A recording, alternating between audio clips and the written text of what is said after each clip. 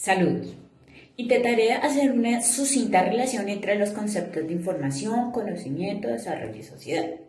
El nivel de avance de un país se mide, entre otras cosas, por el grado de desarrollo de su ciencia y tecnología. Un país con menos avances en estos campos necesita un sistema educativo de alta calidad que forme individuos que aporten a la innovación científica y a la tecnología. Los logros científicos y tecnológicos hacen avanzar cualitativa y cuantitativamente a los sectores de la industria y el agropecuario, con lo cual amplios sectores de la población se ven beneficiados en sus estilos de vida, permitiéndoles acceder a bienes y servicios de gran importancia como la salud, la cultura, la recreación, etc.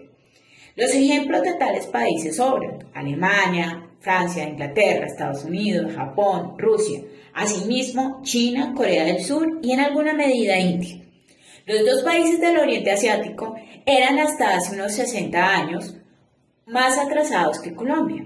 Al día de hoy no hay forma de comparar sus logros en los terrenos de la ciencia y la tecnología.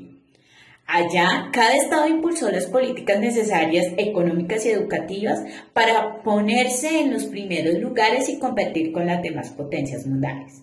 Sirve de ilustración los siguientes datos. Para el año 2020 en Colombia se presentaron 2.234 solicitudes de patentes, 10 menos que en el 2019. Esto contrasta con el 1.400.661 solicitudes de China y las 621.453 de Estados Unidos. Asimismo, con las 307.969 en Japón. La situación de Colombia es deplorable y ello se debe a que nunca ha tenido como objetivo garantizar el impulso del desarrollo de la educación, de la ciencia y la tecnología.